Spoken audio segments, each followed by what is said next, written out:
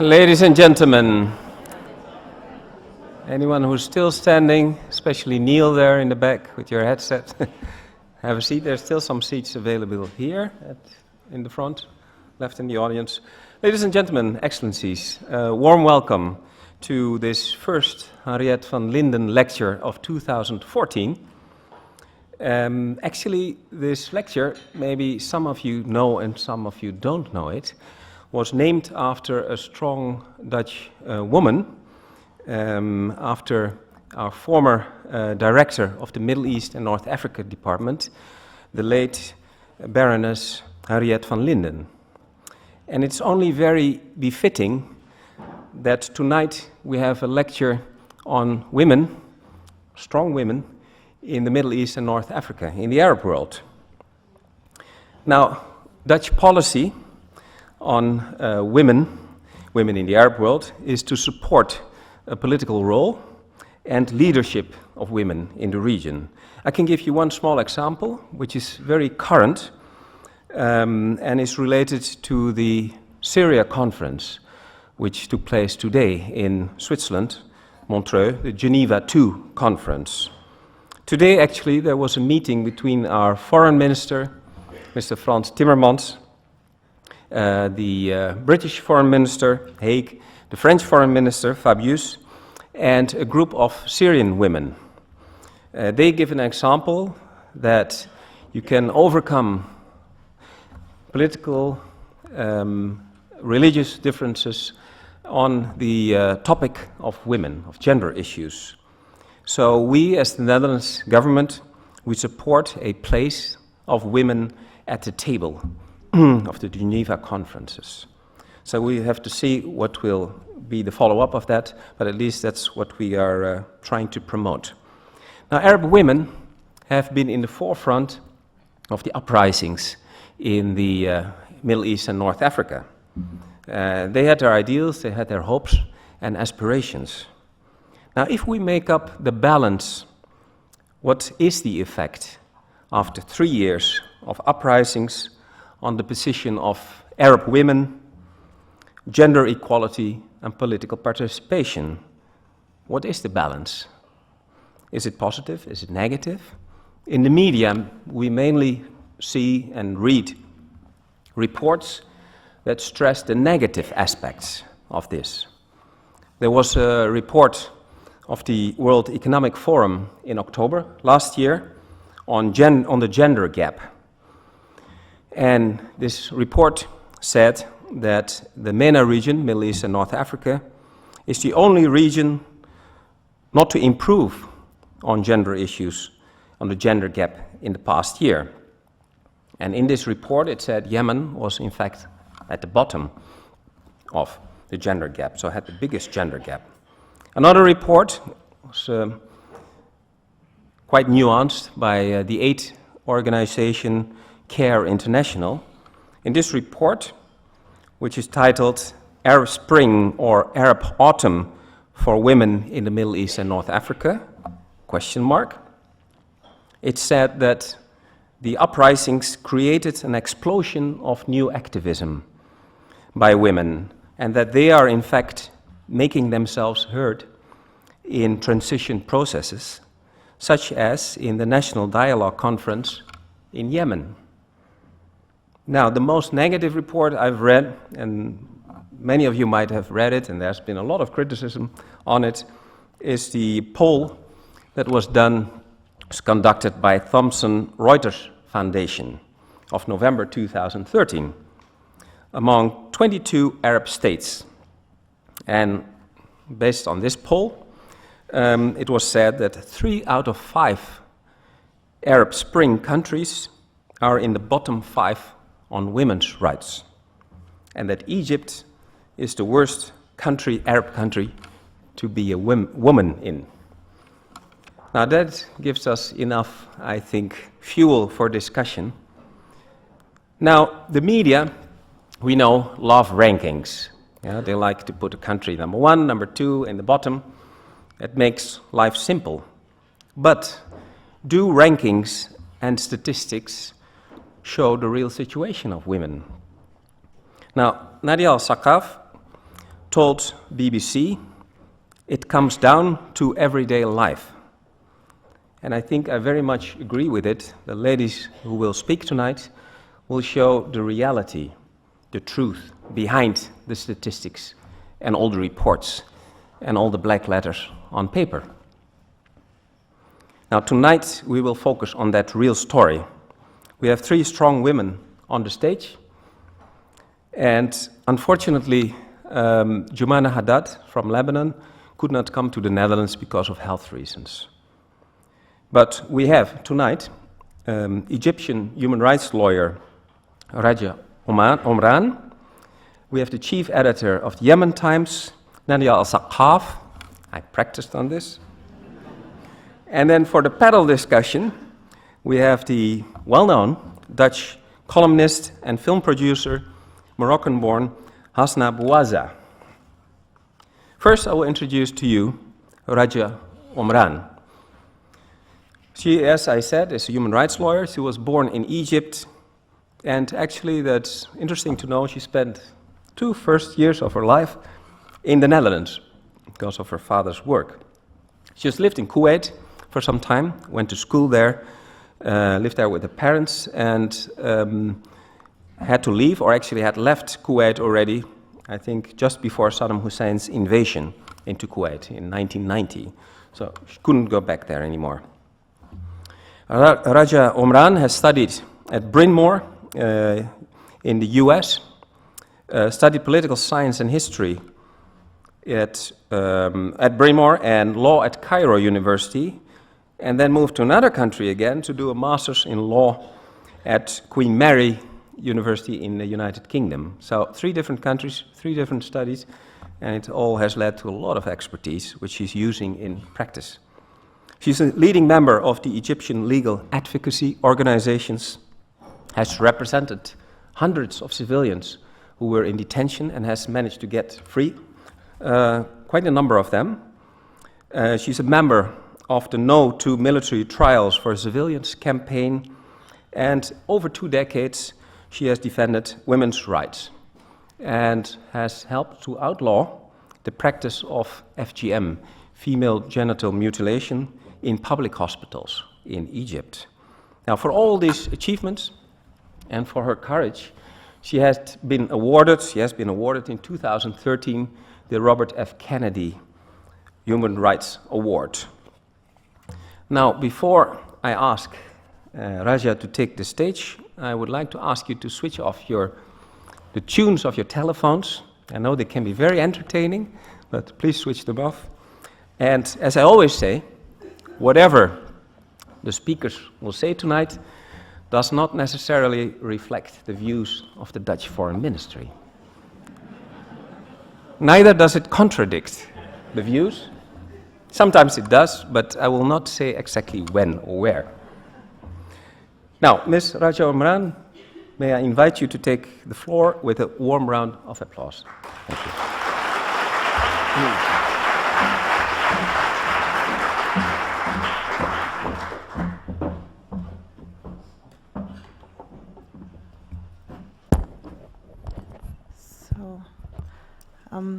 I think good evening, Masa al Khair for all the Arab speakers here, and I hope there are many.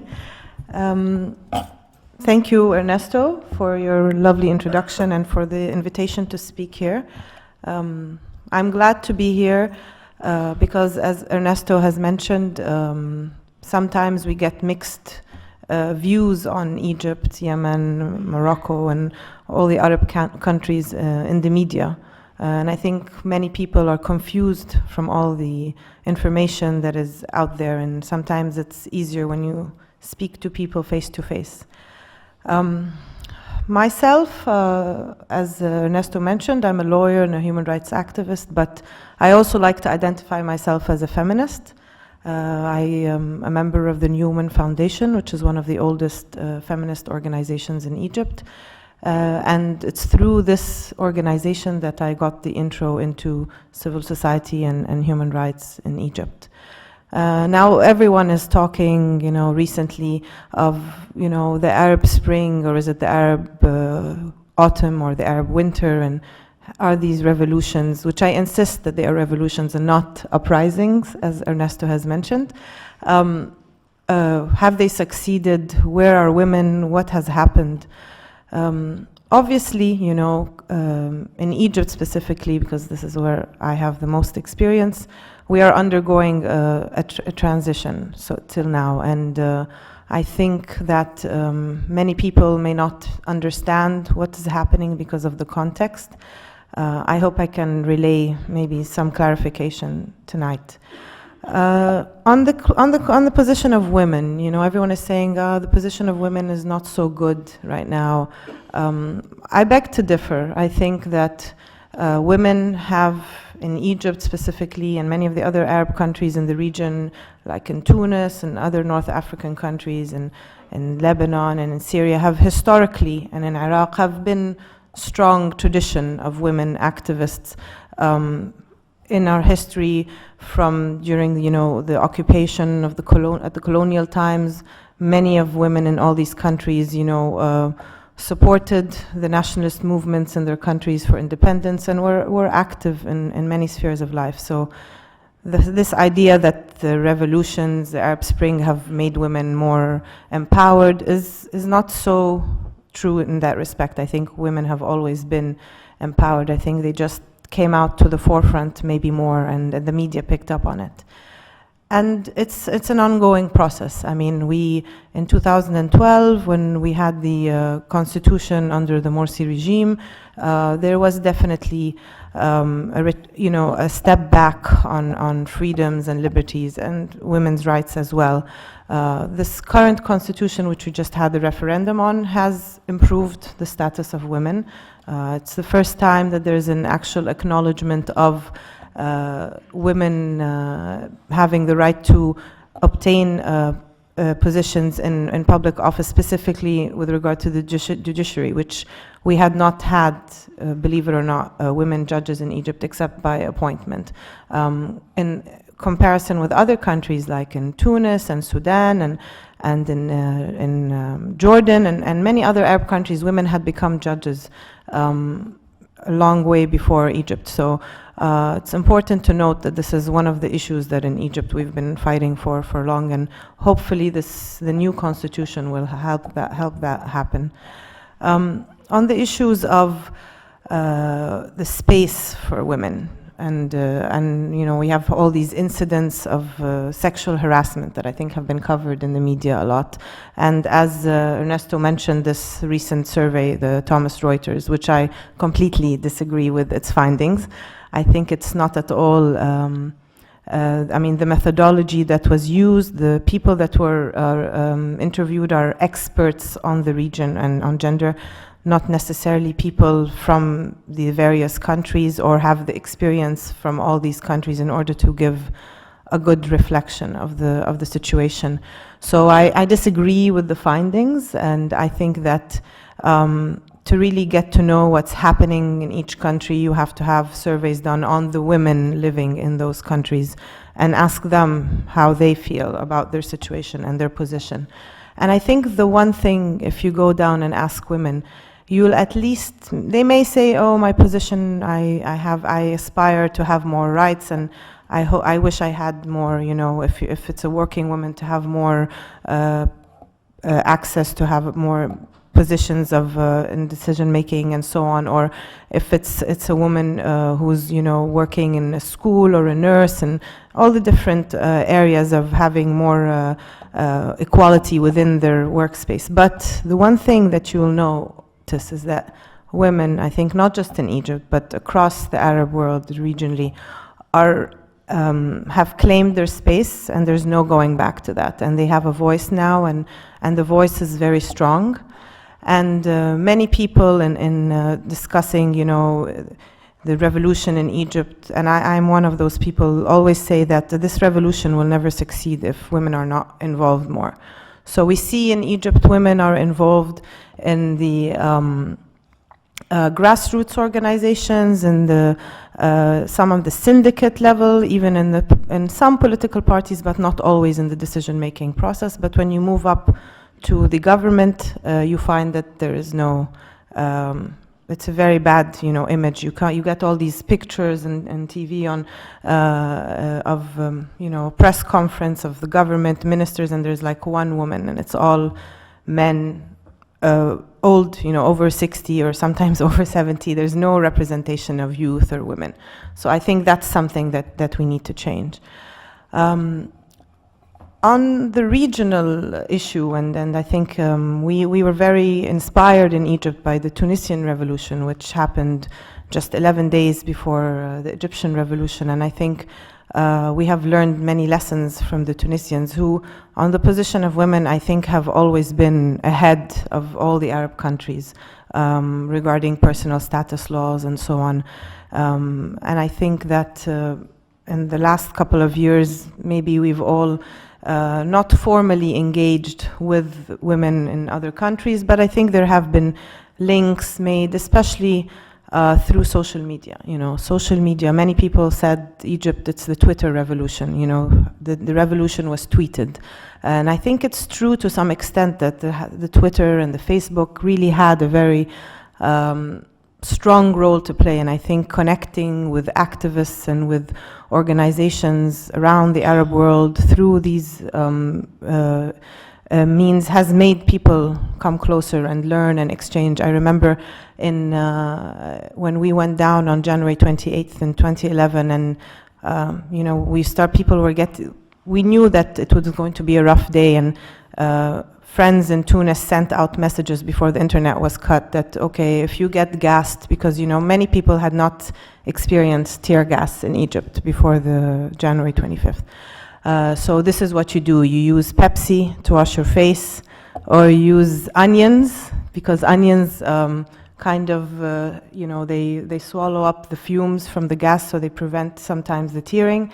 So all these things that we learned from our friends in Tunis, and I remember on January 28th, I was in Giza, from where Mohammed al-Baradei went out to protest, and we were stuck in this small alley for 3 hours, constant gas, and the people from the homes around were throwing onions to us from the balconies, and vinegar as well. So we learned from the Tunisians all these things, and I'm sure our friends in Bahrain and in Yemen and other countries that were exposed to that have learned from us as well.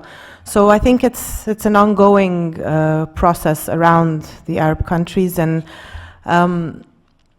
with respect to Egypt, I'm sure many of you are very curious to see what's happening now. What's the position of the Muslim Brotherhood? The society is extremely polarized.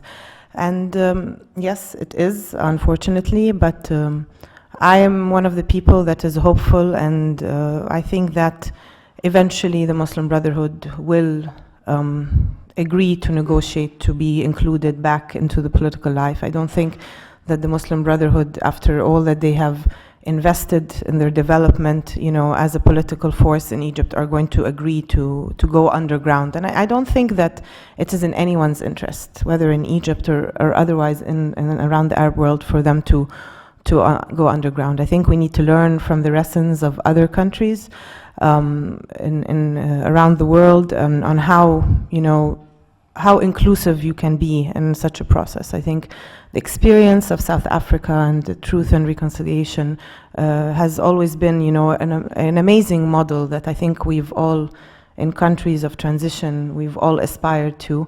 I wish there were many Nelson Mandelas, because we definitely need one in Egypt. But I think eventually that it will happen. And eventually this polarization on accepting the other and learning how to talk, because on January 25th, when people went down to the streets, nobody expected what happened. And it's a very new experience, and we're still learning as we go along. I don't think we're a democracy yet. We're a very developing country on that level, but we have the willpower, and I think that's something that you can never go back to. Many people say now, oh, but is it better now? Or maybe we should have gone back to the Mubarak times. Things were stable, we had stability. But I think the Egyptian people deserve better, and I think they believe that they deserve better, and they will continue to fight for that. And they will also, I think, learn, as they've learned in the last 3 years, that, you know, it's not always easy, you know, this politics 101 that we are going through. We've come out of 30 years where there were very few political parties and an opportunity for people to engage. Many people felt that they were not really citizens of their country. They didn't have this feeling of ownership. And now everybody feels that they own the country. Everybody has an opinion, and they want to be involved, whether it's at the community level, whether it's a syndicate, whether it's in the universities, whether it's in the political parties. It's across the board. So the people of Egypt and their willpower will make this revolution, I think, succeed eventually. The French Revolution took 100 years. In the United States, they took many, many years to, you know, reach conclusion on issues like civil rights. So I think that the world, as well as some people in Egypt, are a bit too impatient with what's happening, and I think we need to be a little bit more patient. And I think that we've all learned from each other, you know, whether experiences of countries like South Africa, like India, like Brazil, who are more similar in context to, you know, Egypt and countries in the Arab world, other, you know, that dialogue is extremely important, and making people feel empowered is extremely important. Now, I wanted to show you a video, but I don't know if it's going to show now or not. Yeah, okay. This is...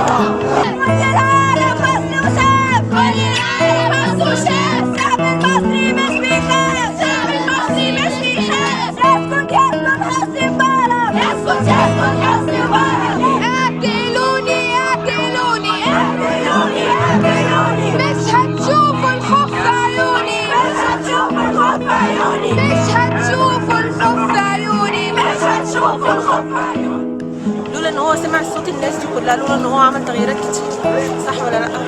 من غير صوت الناس دي كلها كان هيعمل اي حاجه؟ بقاله 30 سنه عمل ايه؟ ولا حاجه. الناس مش لاقيه تاكل، الناس مش لاقيه تعلم عيالها. في ايه تاني بعد كده؟ وناويين تقعدوا لغايه ما يرحل؟ باذن الله ان شاء الله.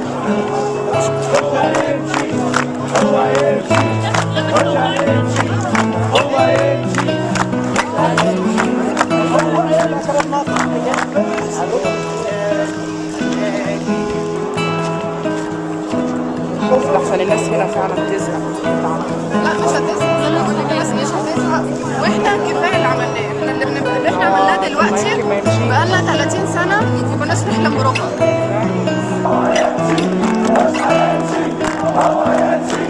يلا مروس يلا مينا، يلا محمد مستنينا، يلا محمد مستنينا. الكنيسه ويا الازهر بيقولوا لك لازم ترحل. والجبل جبال والجبل مصر.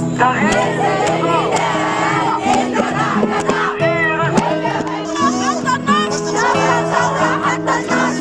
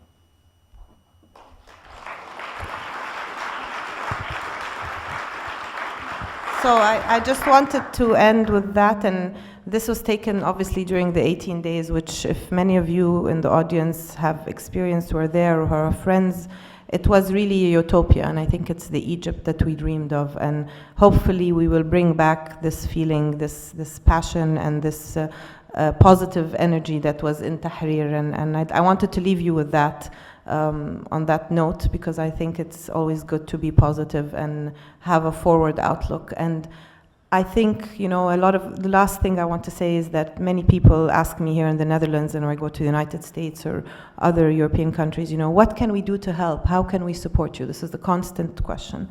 And, you know, my answer is, I personally, you know, I'm an independent lawyer. I don't work in an organization that I don't need to be funded.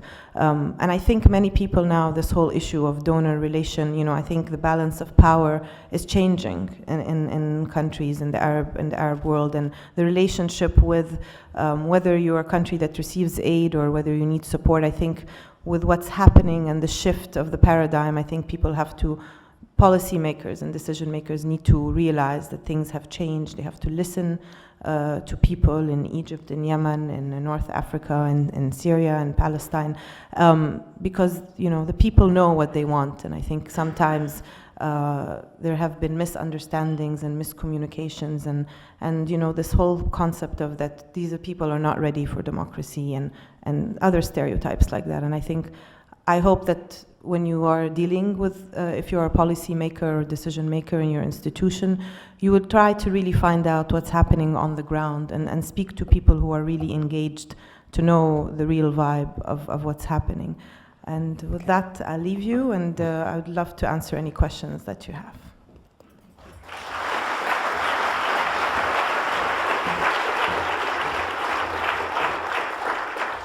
Well, thanks very much, Ragia Omran. And by showing the little clip you just did, you saw the involvement of many women at the forefront of the uprisings, revolution, whatever you want to call it.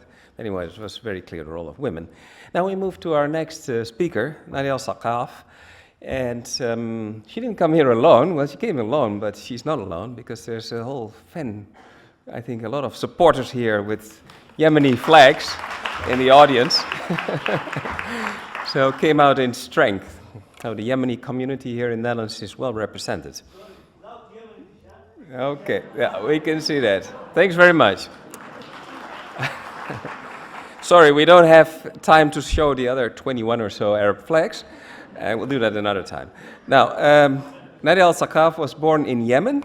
She studied engineering in India, so she has quite an well-structured mind, I would say, mathematical mind. Not to say, of course, that people who study social sciences don't have it, but she have to be careful what I say here.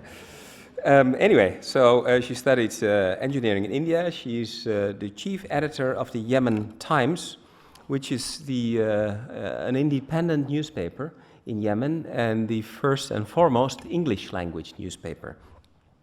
Now, she took over the position of chief editor in 2005, and her own life is actually an example of a struggle for equality, gender equality, because when she took over the reins of the Yemen Times from her brother, she had to fight and talk and discuss with older men who were basically working for you in this newspaper. So she had to really show her position, her strength, and by doing that over the years, she has explained to me, she got a lot of expertise and experience how to fight this struggle on a bigger scale, on a larger stage in Yemen as a country and throughout the Arab world and maybe throughout the whole world. So she had her own personal experience of this cause of hers. Now, she is a leading voice in the media, in the Arab world and outside, on gender issue, development and politics.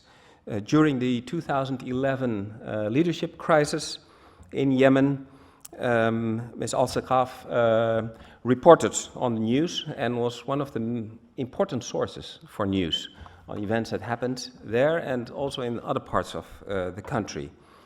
She has won many prizes for her courage and her journalistic work and the combination actually of that.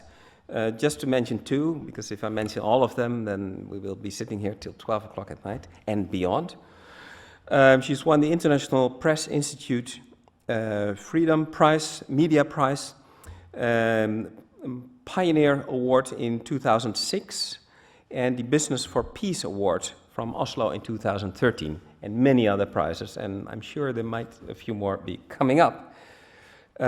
She's a very strong women's advocate, and now without any further ado, I would like to ask you to welcome her with a warm round of applause.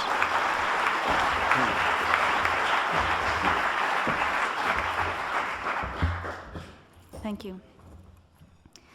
Suppose I have a remote control that can stop time. And suppose I can pick a year in Yemen, let's say 2009, and take a snapshot of what women's situation was like that time. I'll take some examples. In 2009, in my work as a journalist and an activist, we were fighting for an early marriage law. You've heard about the stories of young girls in Yemen who were married at the age of 9, 10, 11, 12, and we couldn't stop them because there was no law that would illegitimize or criminalize marrying young girls and boys at an early age. In 2009, we fought a vicious war against the tribal leaders, against the fundamentalists, and we lost it. In 2013, not only that we managed to get that law in a whole package, but also within this package we got a 30% quota for women in both elected and non-elected positions. So, clap.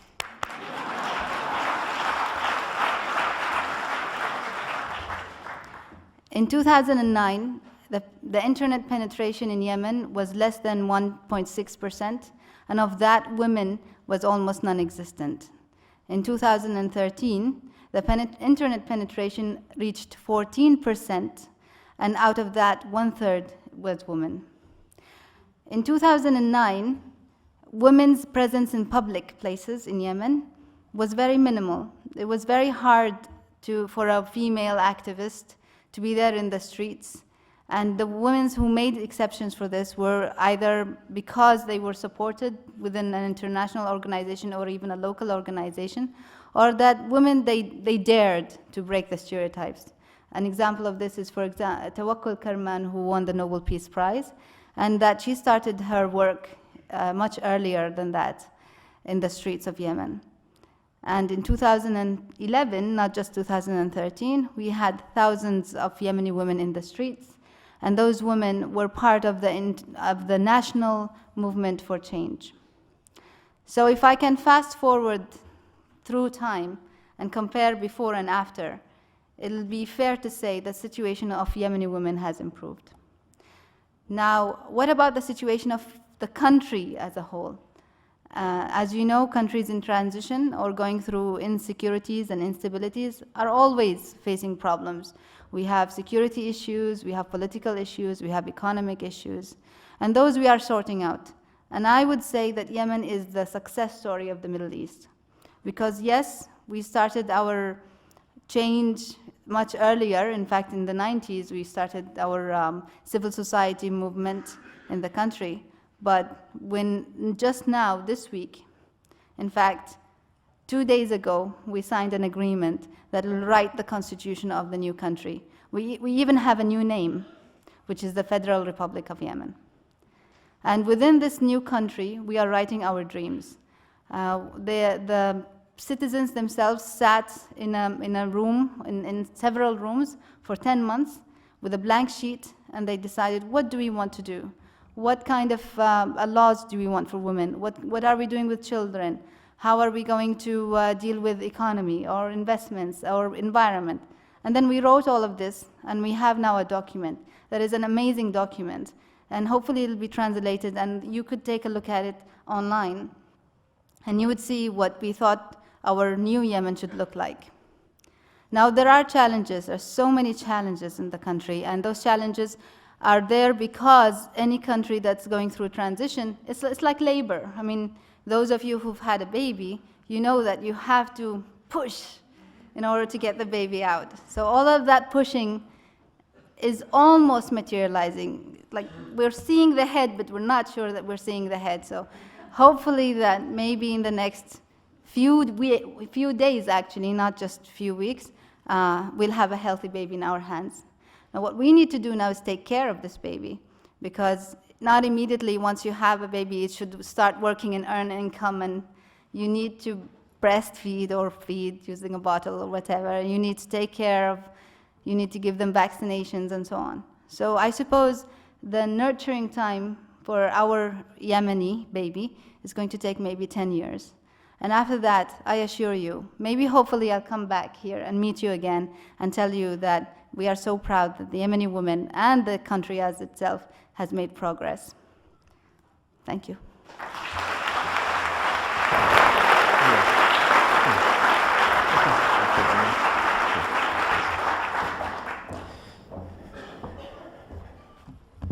Now, the Yemeni baby, well, what do I have to add? Anyway, we move now to our panel discussion, but we'll have a kickoff of the panel discussion by a lady who is, I think, familiar to many of you, especially those who have read Volkskrant today. There's some polemics going on there, discussion, but she's, I think, better positioned to explain about it. I'm very happy and honored that we have today Hassnae Bouazza with us, who will respond to both speakers.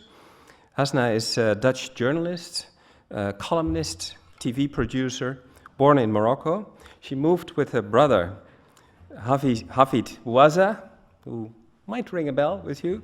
I'm sure he does. He's quite a well-known writer. Moved to the Netherlands to join her father. She has studied English language and literature at Utrecht University, and she is a very prolific writer of articles, columns, opinion pieces in several magazines and basically all Dutch newspapers. Maybe there are some exceptions, but I'm not aware of it. In most papers, her pieces have been published. And she appears regularly in the media. She's been on TV, Pauw Witteman, and I don't know, in the other shows, but anyway, shouldn't make too much publicity for television.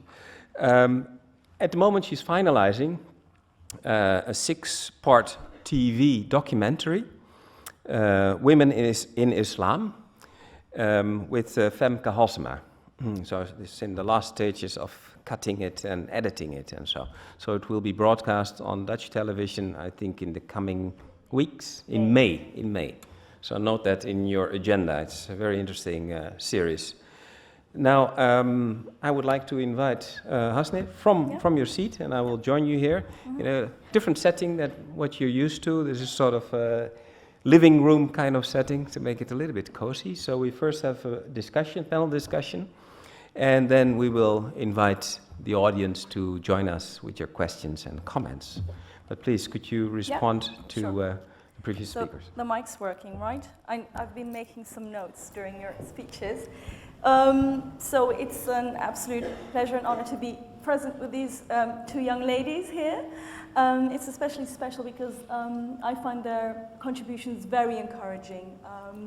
As Ernesto explained, I do write about the Arab world, amongst other issues and subjects, and I've always thought it's important to focus on what happens in real life, on the ground, you know, among the ordinary people, and all the steps they take, all the successes they book, and it's very nice and helpful to hear from both Raga and Nadia. My friend is called Nadia, really. To hear about, you know, the progress that is being made in both Egypt and Yemen. And it's like what Raga said, it's that there's a complete disregard for the active women in the Arab world for years. They've been making progress for years, and the media, the Western media, had little interest. They seem to be only interested in the horror stories of women being stoned or women being mutilated. Then they really seem to relish that. And so the revolutions, when they erupted, came as a complete surprise to all those people here in the West who kind of had concluded, those backward people over there, they're not interested in freedom or democracy and they don't know how to deal with it. When the revolutions erupted, after a month, people became very impatient. They were like, well, where's the democracy? It's been a month since they went out on the street. So, as you rightfully stated, transitions take dozens of years, maybe a whole century, and it's kind of weird to expect from the Arab world to change overnight, which is absolutely not realistic. You also spoke about that people ask, how can we help? And in my opinion, the best way, if you really want to help people over there in the struggle that they're struggling and the fights and they're fighting, is to take them seriously and to actually listen to what they have to say and to listen to what they think. And I point this out because, as you stated, there was a polemic going on this morning. I was thinking about what am I going to talk about this evening, and then all of a sudden, God gave me this wonderful gift in the form of an article in one of the new Dutch newspapers. It's one of many. Every day there's somewhere in one of the newspapers an article stating that, there's a lot of misogyny going on in the Arab and Islamic world, and Muslim women are oppressed, and the headscarf is the symbol of oppression, and we shouldn't disregard that, etc., etc., etc. And the interesting thing about this debate here in Holland is that it's being led and it's being conducted by non-Muslims. White secular or atheist men, white secular women, and they don't seem to give a bloody hell about how the Muslim women themselves feel. They're not interested, they're not asking anything. They're just, taking conclusions on their behalf. And I find that interesting because there's just as condescending as the fundamentalist men who tell a woman, no, you shouldn't think, I'll do the thinking. And the irony seems lost on them, and that's something that I find extremely unnerving. The way that they talk about women, the way that they sort of think that the headscarf contaminates the brain, so why would you talk to a Muslim woman? Why would you ask her, well, how do you feel? It's, they have their ideas and they've already had the conclusion. A woman can only be liberated if she abandons Islam, if she takes off the headscarf, and I find that extremely patronizing and insulting. And that's why I find your contributions so very helpful and encouraging, because you're there and you're living it, and you're working daily in a society that makes it very hard on you, but you're no victims. I don't see you as poor oppressed women. I see you as women who are my equal. I mean, I look up to you because I'm in a very comfortable position here in Holland, and I would wish for more women to be given the stage here as well, and I would wish for women here in Holland, with an Arabic or Islamic background, to step forward as well, to at least change the debate and to not let it be dominated by those who really don't give a rat's ass about what we want and who feel that they have a right to speak on behalf of us, and they sure as hell don't, at least not on behalf of me. And that's my contribution, to spice it up a little bit. Thank you. I think this gives enough reason for some critical questions and comments later. I'm looking forward to that. It's the men that applaud you, right? That's interesting. It's the Arab men here up front who applaud it. So that's, something that's very encouraging. Thank you so much. You also brought your fan base here. We're happy to see that. Now, let's follow up on that issue which you are mentioning. A debate in the Netherlands, of course, about Islam and the position of women. And there's also, it is also been discussed, of course, in a country like Egypt, with the previous rise of the Muslim Brotherhood and the elections won by the Freedom and Justice Party. Do you see any issue, any problem there between women's rights and at least the interpretation of Islam by groups like the Muslim Brotherhood or others. What is your view on that, Ragia? Well, I'm very glad that Hassnae brought this up, because I think, interesting to see how even in the Netherlands, this discourse on Muslim women and very patronizing attitude. But it's always, when you talk about the Arab world or Islam, whether it's from the West or even inside our own countries, it's always like the issue of women that, it's used in the discourse. So women have to cover up, and if they cover up, then they have no brain, and women's sexuality, and women should stay at home, and everything to do with women. I mean, if you monitored the discussions in the parliament during the year of the Morsi rule, before the parliament was disbanded, so many of the debates were so frivolous and talking about issues regarding women that really there were so many other more important things that the country should move on. And I think this has always been a tool of the conservatives in countries like the Netherlands. It's maybe the religious right, or not even the religious right, but the conservatives, in the United States it's a Tea Party, and in Egypt it's the people that are championing the political Islam or the extremists of that wing. And I always ask the question, why is the woman's body, why is women's sexuality always, the issue that you talk about or that you bring up in when you have these discussions? It's never about like giving women more opportunities and women more chances to be part of life. Even though, I mean, for those of you who are familiar with Islam as a religion and as a way of life, Islam has actually given women many rights and opportunities and space if it is interpreted correctly. We have a problem. What is correctly? Everyone claims that is. I mean, things like in Islam, for example, women have the right to divorce themselves. And it's not in Egypt. We had this debate on the Khula law, which is the repudiation, and before the revolution, several years, this law was passed, and there was this uproar within the society. How could women be allowed to divorce themselves?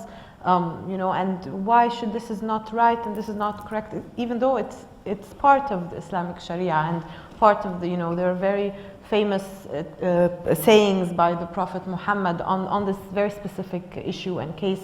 And it's just because this issue of women giving themselves the right to divorce will give them more freedom, and they don't want that. They want to control women, and they. Who wants to control the women? The men, patriarchal society. In general, or I mean, the society. I mean, women who if you give up your if you decide to divorce yourself, you give up your financial rights as a woman under this if you choose that way. So you are not gaining anything except your freedom, your emancipation. Especially in a country like Egypt, where we have courts backed up with so many cases, and sometimes it takes years and years for women to get a divorce if they go through the court system, and sometimes they'll never get a divorce. So this was a way out for the women who could afford it. Obviously, this is not the way out for women who were financially independent, because they couldn't afford to get. But for women who could, or who were willing to sacrifice for their freedom, it should have been allowed. I mean, just one example of many issues where you find the debate is always on how we can control women and the discourse on that, and it's interesting to analyze it. Nadia, is that also the way you look at it, or? Let's not make it a men versus women debate, because we've had so many of those, and they never lead anywhere. Eventually, we know that society is made of, we have men and women, and we have children, and I wouldn't have been able to be here if it wasn't for my husband who supported me and is taking care of our 2 kids. So and something. this is for him, yeah. So once he sees it on YouTube, he owes me one. But the idea is, how are we going to progress as a society for the sake of women and men as well? And if we don't work together, if it's a battleground, then I don't think it's going to lead us anywhere. So how do you convince these men to join your cause? Today we were at Atria. What was it? The Gender Institute in Amsterdam. And I was introduced to Letta Jacobs. Aletta Jacobs. Aletta Jacobs. Yeah. And I was told that I asked how come she got to be the first doctor to be the first doctor in Holland. And the answer I got was probably somebody gave her a break, somebody in her family. I don't know, you should know the story better. Either a father or a husband or somebody somewhere in the authority system of which is male dominated gave her a break. So, and women fight so hard for their battles, but every once upon a time, a man comes in and he helps the women in their battles, and they progress much faster when they have the system to support them. And I really don't want to make this men versus women or Islam versus the others. This is actually an international cause, and I've been talking to women here in Holland the past 2 days, and you guys have your share of problems. So it's really not who's better, we should go and patronize them and teach them how to do things, or they should teach us how to do these things. Everybody has to make their own history, everybody has to make their own stories. And there are lessons learned that we can learn from each other. The best idea, like Hassnae was saying, is to not stereotype. Do not put people in boxes and label them. This is what I'm going to ask you. Before coming in, I wonder if you had a label against my name, and now you change this label. Do not label women of the West, women of the East, because we label you as well. I mean, a lot of men from my society, when they see Hollywood or European movies, they think every foreign woman looks like that and kisses like that, and this is how they should deal with them, and this is stereotyping. Stay away from stereotypes. Make up your own mind. Contact. And like Ragia was saying, do not create those experts who write their books from a distance. If you want to know more about us, come to us, talk to us. And we would like, and we are here, we are in your country, we are talking to you and telling you our story. And we'd like to hear also from you.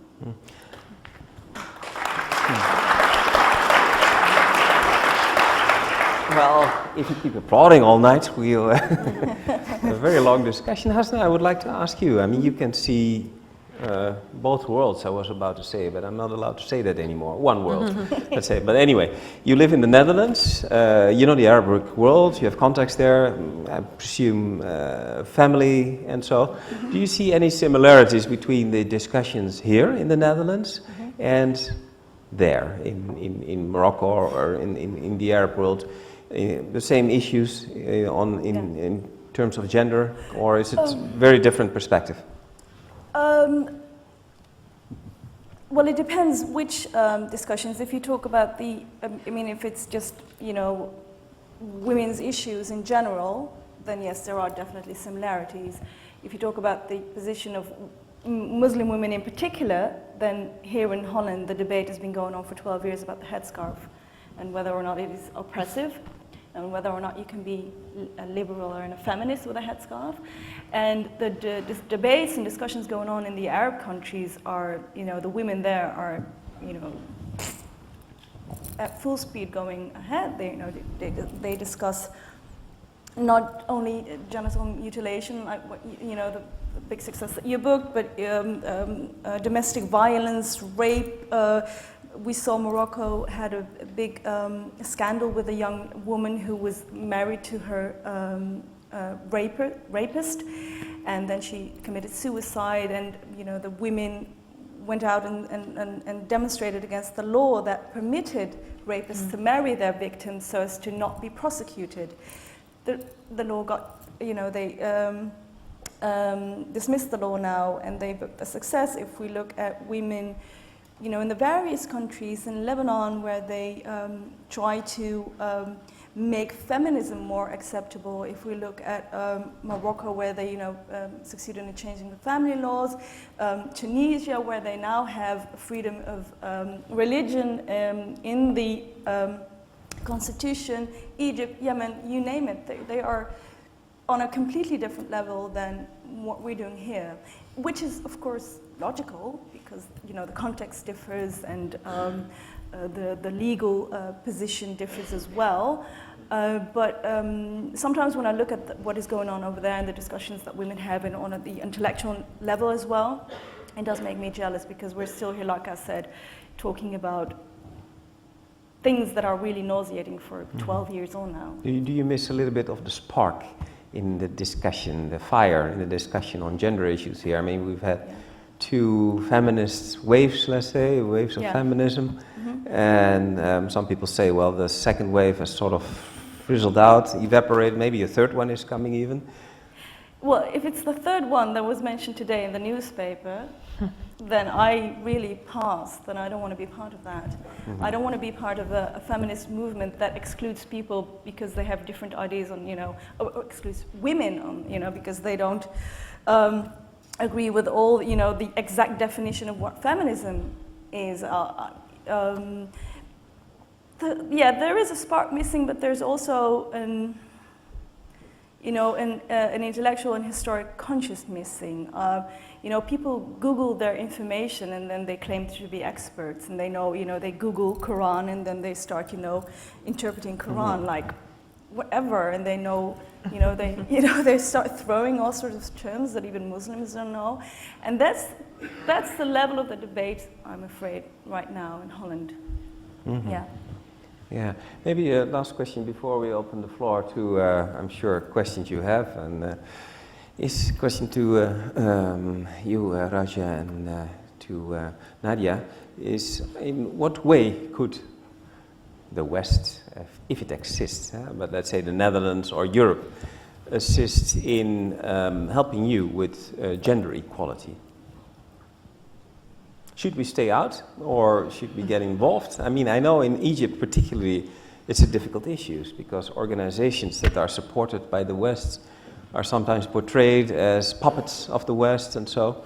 Well, I mean, I think you're already, at least on Netherlands, one of the organizations that I'm a member of, the New Woman Foundation that I mentioned, has been a partner of Oxfam Nova for many, many years. So there is a work on the ground from international organizations, whether in the Netherlands or on the level of the EU, working on women's organizations, advocacy, rights, not just women, but economic and social rights and freedom of expression and against violence and torture and so on. So there is already a network of support existing from international organizations that have historically been working in Egypt in the last 20 years or so.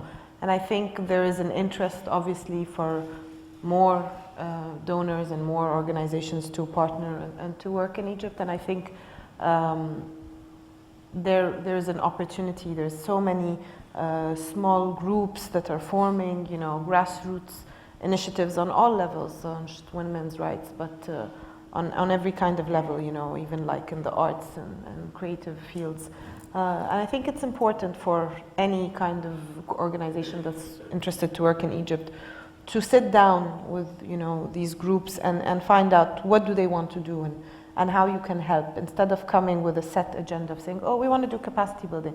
Maybe this group doesn't want to do, or they don't want this is not what they want. So I think it's very important to really listen. And sometimes there are some groups, the groups that's, for example, one of the problems we had in Tahrir and the last year of this sexual harassment that has increased in many areas where there are protests and a congregation of women and men, and lots of initiatives against harassment have started up. And I think these groups, some of them want to continue working at this very grassroots level, and some may want to formalize themselves. And I think it's up to them to really decide what they want to do. So it should be basically demand-driven. Yeah, and I think it's important on the level of, like, for example, the EU policy towards Egypt and countries of the Arab Springs to really set a very high moral standard on the respect of human rights and not to accept violations, to just turn a blind eye because these countries, whether it's in Egypt or other countries, are telling you don't interfere. I think there are ways to, in a more subtle diplomacy, you can still get your message across without appearing to be interfering in internal affairs. Okay, thank you. I mean, it's a big discussion. It is silent diplomacy or speaking openly? Yeah. What is the best instrument? Wait, Nadia, would you like to add or Briefly, say maybe some things we are doing wrong here in Netherlands or in Europe regarding the Middle East on the gender issue? You need a lot of time. Right. I like the idea of locally driven initiatives rather than donor-led. So yes, listen to the communities, talk to them, see what initiatives are coming from there. And I was talking this morning at the Foreign Office, I was saying, think of a teenager. How can you deal with a teenager that's not really evolved, but is not yet a baby? So when you want to deal with the Middle East, don't try to patronize, because we're not babies anymore, but we're not adults that you can leave us on our own. So we still need that sort of lessons learned, but as you deal with a teenager, you need to give them space, but keep an eye. You need to also help them indirectly, give them support, but not patronize. And if policymakers can just remember how they're dealing with their own teenagers and apply that in politics, then that'll be good. Some people would say that calling them teenagers would already be patronizing. Well, not necessarily, because when I talk about democracy and how much time we've had, if we can measure the age of democracy in the Arab world, I mean, we started very recently. You had hundreds of years to evolve. Like Ragia was saying, the French Revolution took 100 years and so on. So yes, we are a teenager compared to your years of democratic practice and evolvement. And we're overaged, probably. Anyway, we'll open the floor now. As usual, the procedure is very simple. Raise your hand. Doesn't mean you will get a turn. But when you get the microphone, please say your name. Stand up. That's important, so the whole audience can see you. And this is live stream, so it's nice to see your own face, maybe on YouTube later. And give us your affiliation. Short questions and no statements, please.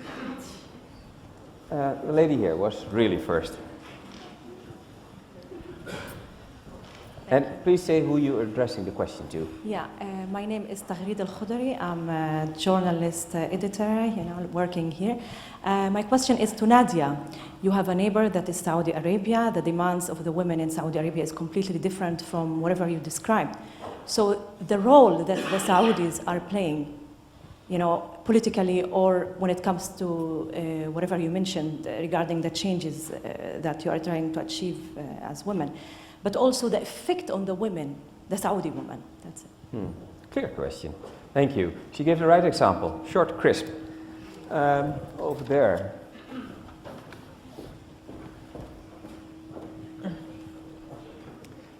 My name is Ragia Omran. Thank you very much for being with us. I would like to ask you if there's only, because you speak for yourself and you speak from a broad experience, long-term experience, are there different voices, women voices in both of your countries? And what are their differences between them? Thank you. A good example brings many followers. Over there. Hi, I'm Camille. I have a question for Ragia. You mentioned the new constitution in Egypt, and you mentioned that it was better for women, but it wasn't really designed by a regime that came into power democratically. So I wonder what you think is more important, women's rights or democracy? Okay. We'll take one more question this round. Just looking around. Yes, the gentleman over there. So we have a good gender balance here, 2 ladies and 2 men. Wasim al-Sakkaf from south of Yemen. I have a question for Nadia al-Sakkaf.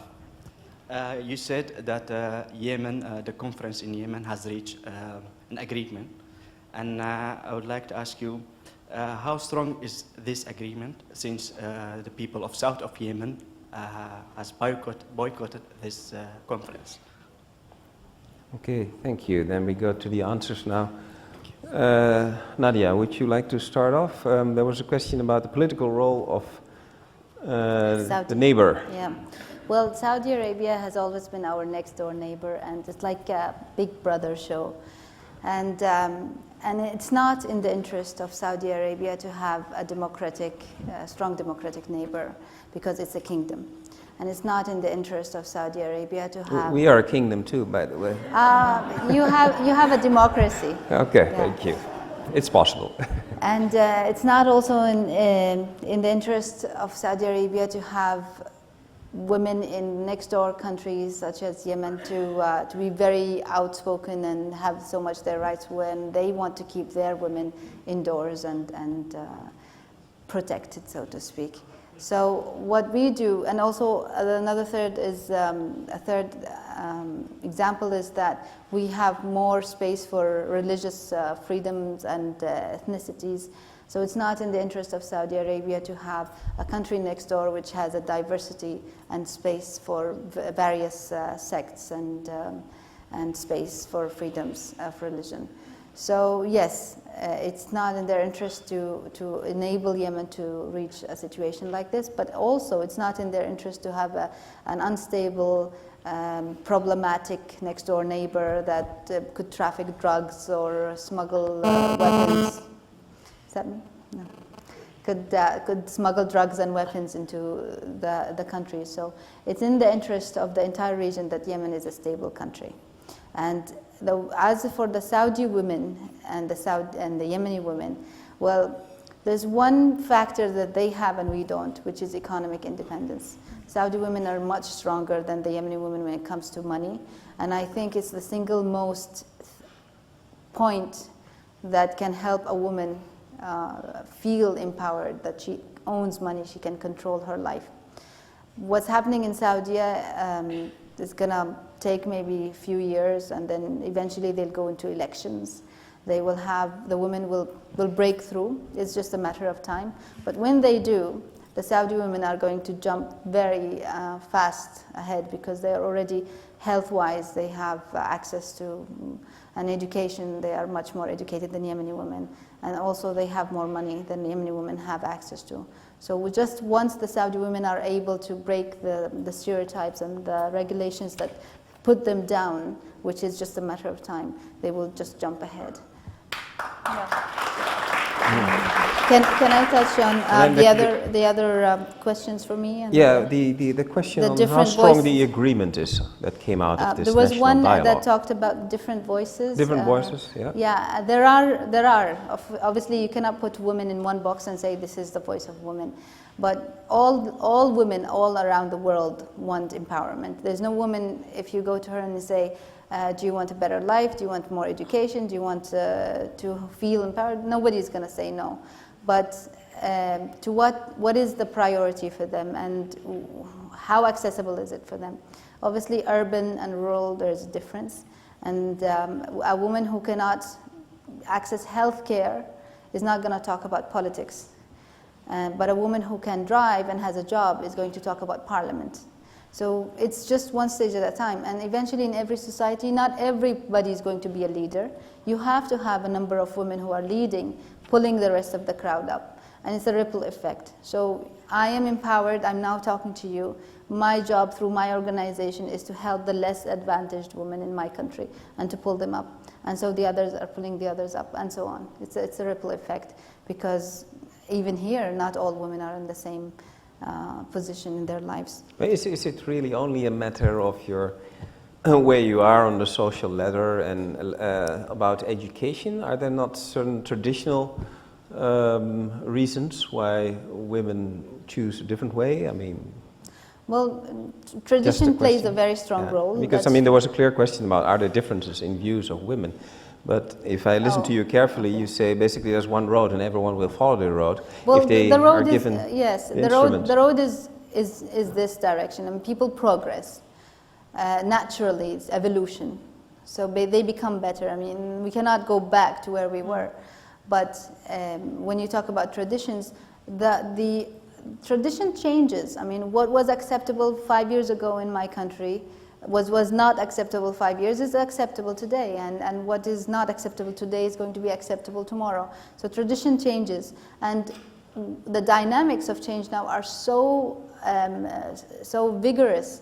Internet, globalization, economic changes. So all of this changes the society very quickly. And traditions will have to move and change with time. Mm-hmm. Can I maybe have a short comment also by Hassnae before we move to the other question on these different voices? Yeah. I mean, do you see also this path that in one direction, that all the women want to march in that direction towards the horizon if they're given the means, or are there just different directions?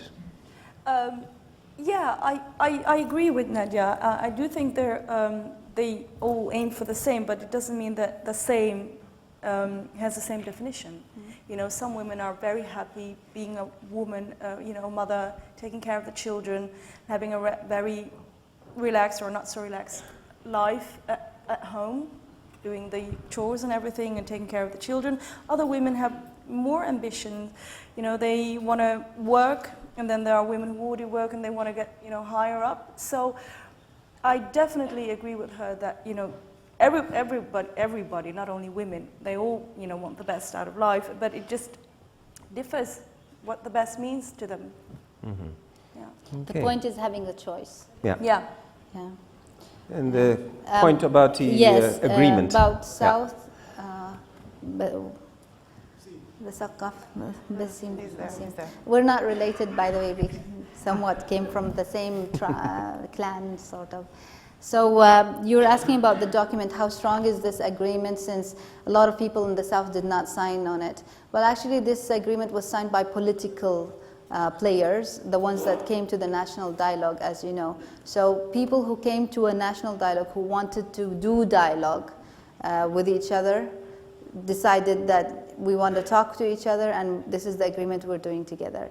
But there are lots of people who did not want to do dialogue. They just wanted separation, and they want an independent state, and they did not go into the dialogue, and this is why they did not sign the document. So eventually what will happen is that we'll have a constitutional referendum, maybe in 3 or 4 months, and that will really give us a strong indicator of how agreeable this document is in the entire country. If a lot of people boycott this constitutional referendum, then that's a sign that it's just made by elites in a room and they ignored what the people want. But if lots of people come to actually participate in this constitutional referendum, then it's a sign that maybe there's a majority here supporting it. Could in that sense Yemen be a model for other countries? I mean, the sort of consensus way. Definitely, because I'm so scared to think what would have happened if we didn't sit on a dialogue together. I mean, considering the weapons that we have in Yemen, considering the literacy rate, we could have been another Syria.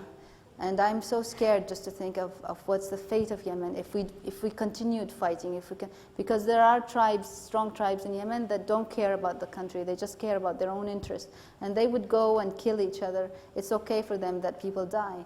And I am so glad that eventually we signed a political agreement. The revolution in Yemen did not really happen. It started, it didn't really complete. There is no real revolution like it happened. But what happened is that a start of a revolution and then a political agreement for change. And we will see if this change really works or not. I'm very positive that because we have women involved, we have youth involved, we have all the political parties and players involved. And this is unprecedented in the history of the entire region. Mm-hmm. Well, great. Ragia, could you respond to the question about women's rights and democracy? Yes, but I just wanted to also answer the lady who asked about the different voices of women. As Nadia said, yes, we don't represent all the women of our countries, but I think we represent a big part of women who do want a better life, whether they are involved in public life or whether they are just mothers, which is, I think, one of the most difficult jobs in the world, actually. And I think in Egypt, for example, we have different coalitions and alliances of organizations working on women's rights. Within the political parties, you have committees on, women's rights within all these political parties.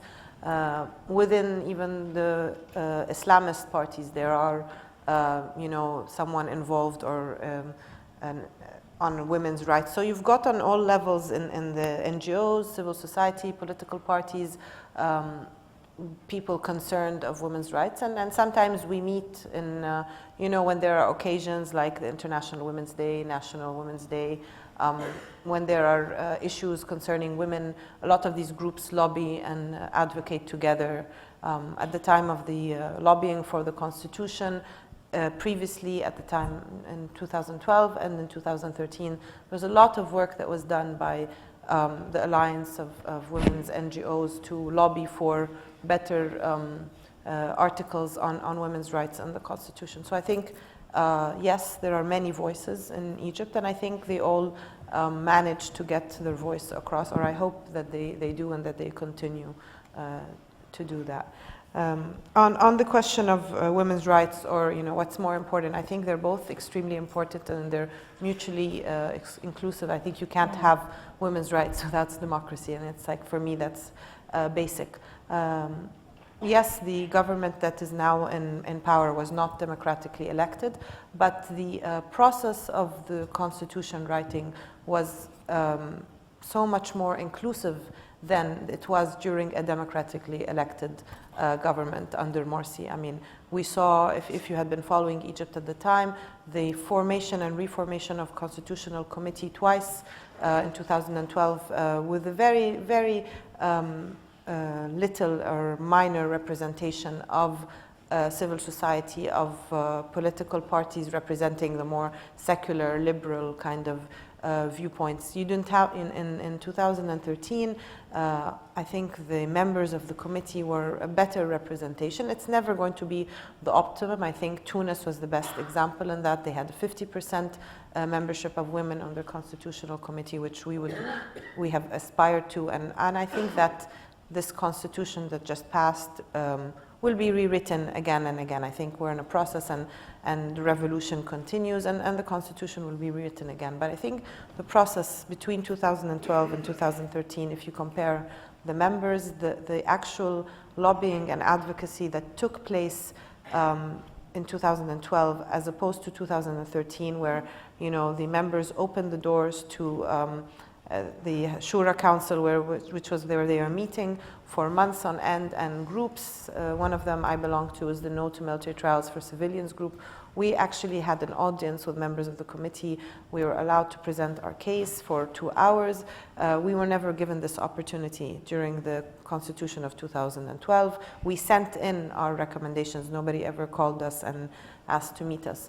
On that level, you know, women's groups were able to lobby groups with the rights of the handicapped, which is something we are, unfortunately and sadly in Egypt, have never been, you know, keen on working on. And finally, people have organized themselves, and there is a lobby now for these rights, and they were actually able to include in articles in the Constitution that give them more rights, more access to services from the government. I think that's a great achievement. Okay, I think we have to... So, I mean, the process was definitely... Move to the audience again. I know if you give a lawyer the mic, he will not... The process was definitely better, but I think there's always room for improvement. Yeah, we now go back to the audience. And I just want to say to the people sitting on the balconies there, sorry, I'm neglecting you, but if you want to ask a question, then you have to come down and get the mic so everyone can hear it. Yeah, I promise you get the mic if you come down. That's the way it is, and that's the way it will be. We move to this side, the lady over there. And that's Marco, who's running very fast with the mic. Hi, I'm Yasmin from Egypt, and I would like to ask a question to Ragia Omran. It's about the women, the Ikhwan women, the Muslim Brotherhood women. What do you think their position is right now after after the constitution, the new constitution? The new constitution. Okay. Then next question. Did we have another one in this section? Yeah. We go to the lady here. Yeah. I'm on arts. Nadia, do you mind standing up, or? Yes, of course. I'll take off my bag. Sorry. Nadia, a little bit amazed about what you say, because of course the women are very vocal. Why not? But the same women were back on the street asking for Morsi Mubarak to come back. And there is also a tendency, I think, throughout the world for more orthodoxy and more fundamentalism. I think that's a real threat. And I think that people find that here too. And excuse me, Hassnae, but a lot of people know a lot about the Quran. I think you were very condescending to say that.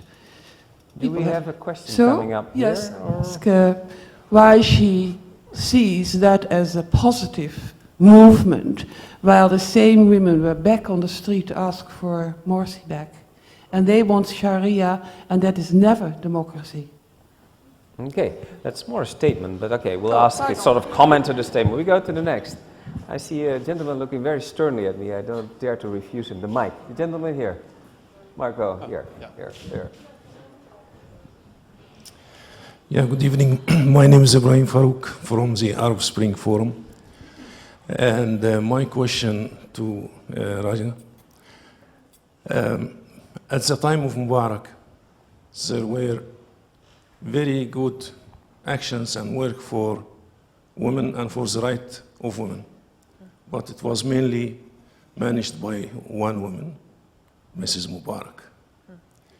And after Mubarak, there are hundreds of organizations pretending to work for women, but the work is not to compare.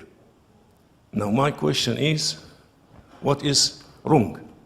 Why can't they cooperate to have better work? It gives a feeling, as the Americans say, too many chiefs and no Indians. Okay. Thank you. That's a question. Oh yeah, of course. Two ladies came from upstairs. Hi, my name is Pamela. You are with an institution? Yeah, I work at the Dialogue Advisory Group. Okay. Actually, we met Nadia in 2009, I think, with the University of Amsterdam during an exchange, and in Yemen. And you talked about the differences between 2009 and 2013 in the position of women. And I was really curious to know what exactly explains the difference, like what under Saleh and how the situation is now. Why are the women suddenly so emancipated? Mm-hmm. Good question. And then we have another person who came down all the way. Well, I thought I had a good question, but actually I don't really have a good question, but I'm glad I took Pamela with me because she did. I actually thought of asking the two ladies, we have three ladies here. Nadia, yes. Yeah. Okay. If they could think of an anecdote, now that we're talking about women, gender equality, and political participation, think of a moment that, or something that they themselves are especially proud of. Mm-hmm. But yeah, they mentioned many already, which is what I realized just now. But, okay. Thank you very much. We're going to answer these questions first, and then we get another round. So don't worry. Now you should be worried, because it doesn't mean you will get the mic. But anyway, that's the way it is, and that's the way it will be. Now we go to the ladies to answer the questions, but I will ask you to really give a very short answer, so we can take more questions. Really to the point. The first question about the Muslim Brotherhood and the women in that, for Raja, I think. Okay. I don't know what the Muslim Brotherhood women think about the Constitution. I would hope that they would be pleased, because I think the Constitution does not differentiate between Muslim Brotherhood women or liberal women or leftist women or Nasserist women. We are all women, we are all Egyptian citizens, and I think this is a constitution that hopefully will give more opportunities for women in various spheres of life. But there are really no different views on this constitution? I mean, there are people can who hardly there imagine are it's a consensus of document. saying, because I feel very strongly on the military trials for civilians, I was against the article on military trials and civilians, which was unfortunately included, even though we lobbied very hard. It was specified in certain conditions, but yeah, some people had, you are never going to get everyone to agree on Overall, everything. you're satisfied with the text? I'm satisfied in comparison to the previous constitution. There's always room for improvement in the future, but considering the environment that the constitution came out of, I think it's quite okay for now. Yeah. Then there was another question about Ms. Mubarak. Yes. expected. Wherever I go, I get this question in the Netherlands, in the United States. I differ extremely with your opinion because I myself have been a member of a women's organization since 1995. We worked very, very hard on many of the laws that are now known as Suzanne Mubarak laws, like the Khul'a law, the nationality law, not just my organization, but other organizations lobbying for women, Egyptian women, for example, to give their children the nationality if they were married to foreigners, which was not the case before that law.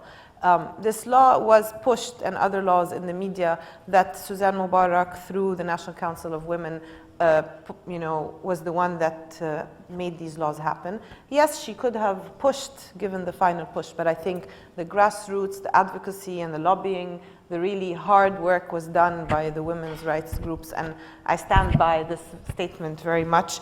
I think women's organizations, just like political parties, other groups, have positive and negative aspects of how they work together. And I think in times of stress, you find, when there was the process of the constitution, many groups got together and lobbied together. When things are a little bit calm, you will find differences of opinion. And I think difference is good. I think it's very healthy. I don't think it's a problem as long as people achieve, their mandate or what they want. Then there's always room for disagreement. I think it's very boring if everyone agrees on everything and it's just one idea and one approach. I want to answer the lady that asked about why the women that support Morsi and that this is not democratic and all the Sharia. If you believe in democracy and you believe in equality, then you have to give the right for the women that support Morsi, that support Mubarak, that support the army, of the right to go down to the street and demand their rights. This is human rights. This is respect of human rights. If you will not agree with that, then it is very hard to have this kind of a dialogue. We may disagree with people wanting Morsi back, wanting Mubarak, wanting Sisi, but we have to respect that they have an opinion and they have to be heard. And then it's up to the people of the country, the process that we choose, whether it's a dialogue like in Yemen or it's the referendum or otherwise, to see how this goes. But we have to respect the rights of others to express themselves. Otherwise, we are fooling ourselves to claim that we want a real democracy. And no, we're not going to have a discussion. Pause is possible because we go to Hassnae now first to follow up on the same question, statement, more statement and question. Doesn't matter, but can you keep it brief? Yeah, I can be very brief. Yeah. Thinking that you're an expert in Islam doesn't make you an expert, and for the rest, I wholeheartedly agree with Ragia, because stating beforehand that being fundamentalist or supporting Morsi is anti-democratic, that is in itself anti-democratic. People have the whole right to support whoever they want, and there's a whole democratic process, and then you have elections or a dialogue, and then there's an outcome, but you cannot exclude people because of what they believe. That's totally against the basic principles of human rights. Anyway, then we go to the next part. We don't have to agree on all the answers given here. That's why we're here, to get together and exchange views and disagree on certain points. You can discuss it afterwards if you like, if they like, after we're finished here, I'm not sure.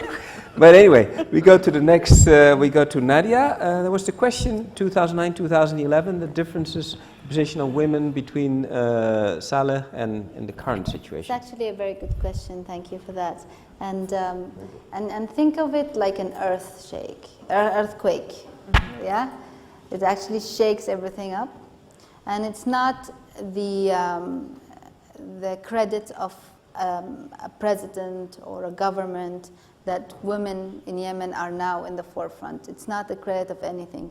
It's an entire shaking up of the way things are and the power balance. And this is why it was an opportunity for women to be in the forefront. And I would like to credit the international community, actually, if there is anybody, when it comes to the case of Yemen, because it was the international community that demanded that women and youth and civil society be included in, for example, the national dialogue. If we had left it to the traditional politicians, they wouldn't have thought of women or Yemen or women in Yemen or the youth or the civil society. So please, following up on what Ragia had said earlier, what can the international community do? They can continue to support the inclusion of everybody, especially youth and women, in the political making process. Every time there's a committee, there's a body, there's a process, you have to say, how many women are there? How many young people are there in this body? And then ask the questions again and again and insist that there should be representation of those. Now, there was an anecdote proud of. Yeah, so do you have a brief anecdote? Might as well tell you one thing. It happened in the National Dialogue. We were in a room that there were tribal leaders, and tribal leaders in Yemen are very important. And there was this tribal sheikh, and they sit like this, tribal sheikhs. They have to feel that they fill the chair. And I see some people sitting like that here in New York. Okay, so you don't have to be tribal leaders, but the ones in Yemen, they just feel like they fill their chair. And there was this lady, and I saw this was something I saw. This lady coming from a rural area in Yemen, because in this national dialogue we had to have diversity and everything. And she was sitting like this, you know, at the edge of the chair and like very quiet. And it happened that they were sitting in the same table. And the facilitator, they were voting on something, and he said no to something. And then the facilitator came to her and said, "What do you think?" And she was shocked, like, huh, me?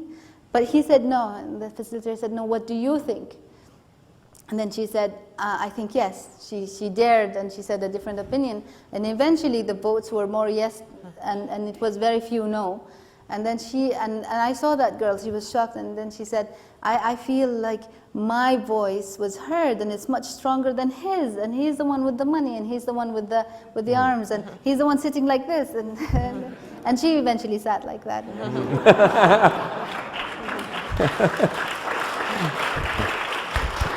So it really matters how you sit in your chair. I wasn't aware of that. I hope this is okay. But Ragia, a nice, interesting anecdote of something you're proud of, or?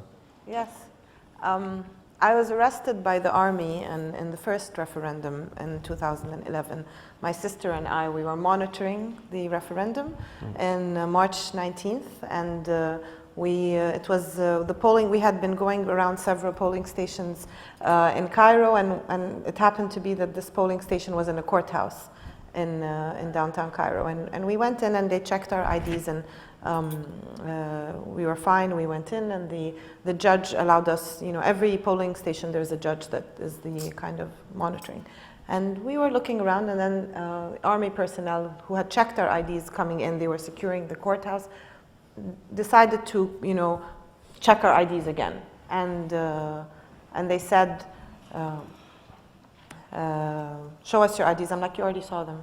They're like, show us our IDs now and leave. And I'm like, you don't have the right to tell me that. You don't have the right to be in the polling station, because according to the law in Egypt, police and army are not allowed to be inside the actual polling station. They are supposed to secure it. They only come in when the judge requests their attendance. And, you know, he couldn't believe that this woman is answering him back. And he said, I can have you arrested right now. I can have military intelligence arrest you right now.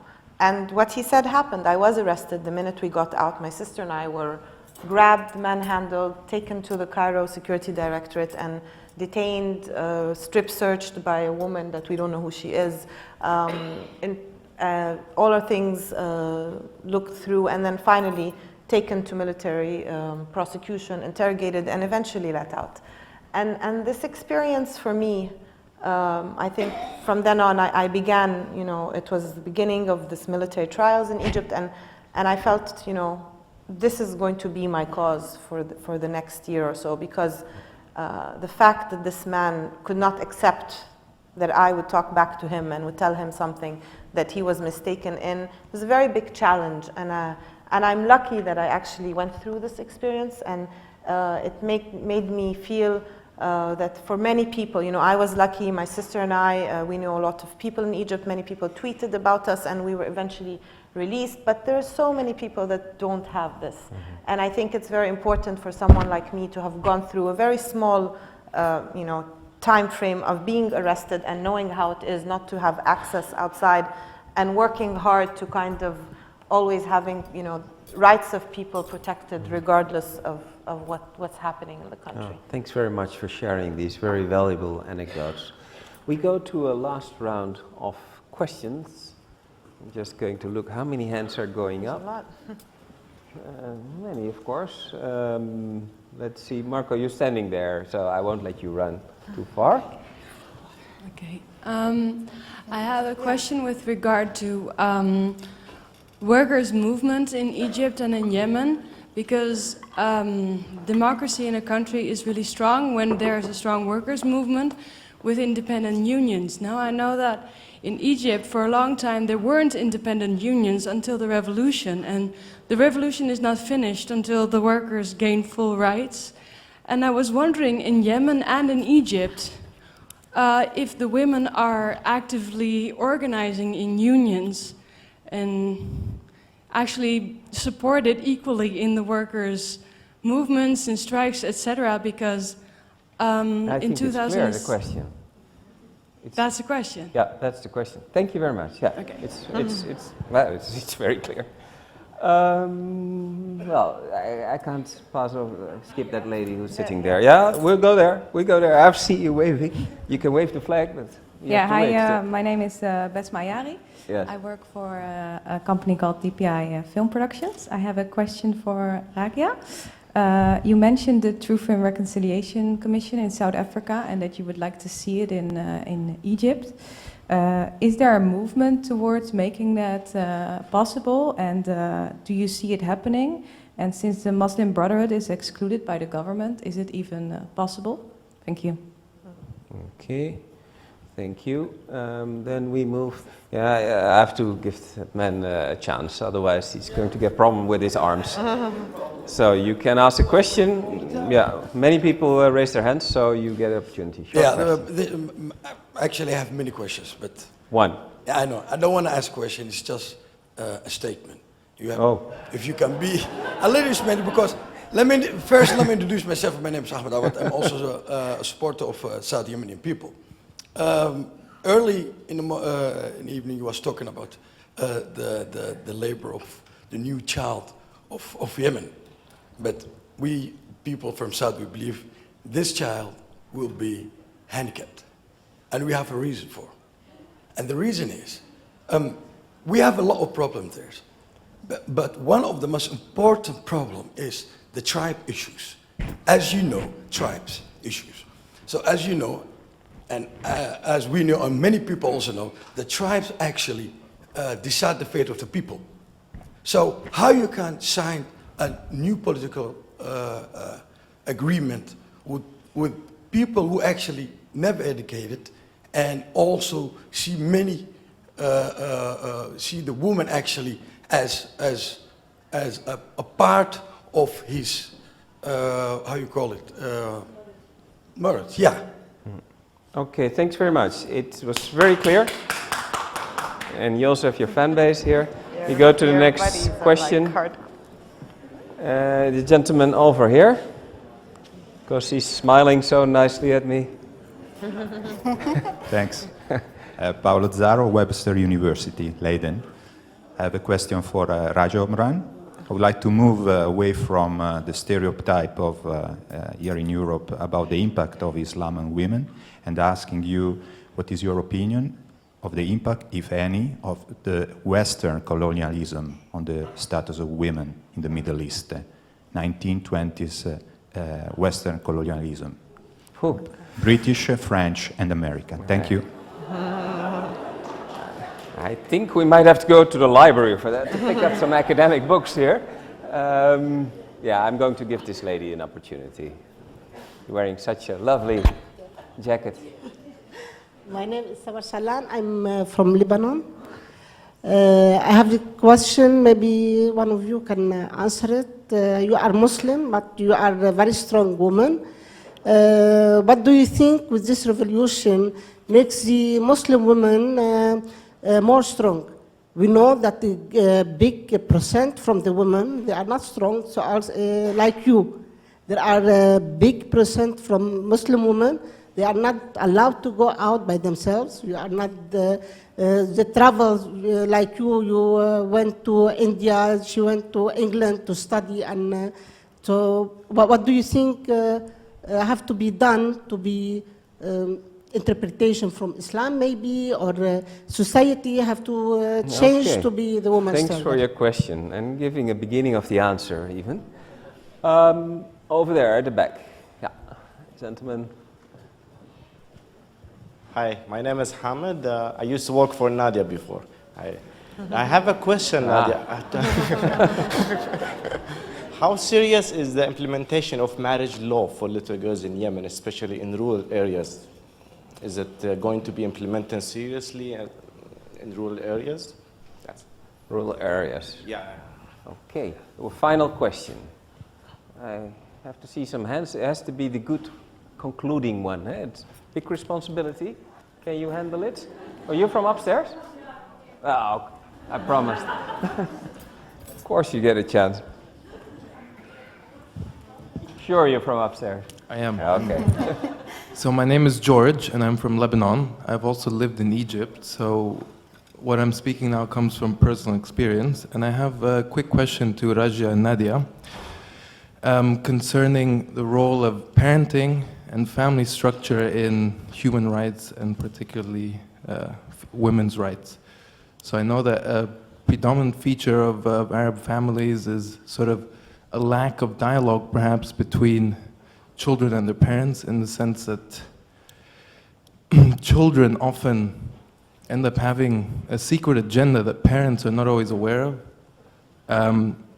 Furthermore, parents can also ascribe certain roles to their children. How important is that in sort of shaping the futures and opportunities of women, and also in sort of fostering dialogue within the family, which can then spread to society? Thank you very much. What a nuanced question about secret agendas of children. I think all the parents here know all about it. Anyway, we go to the answers now.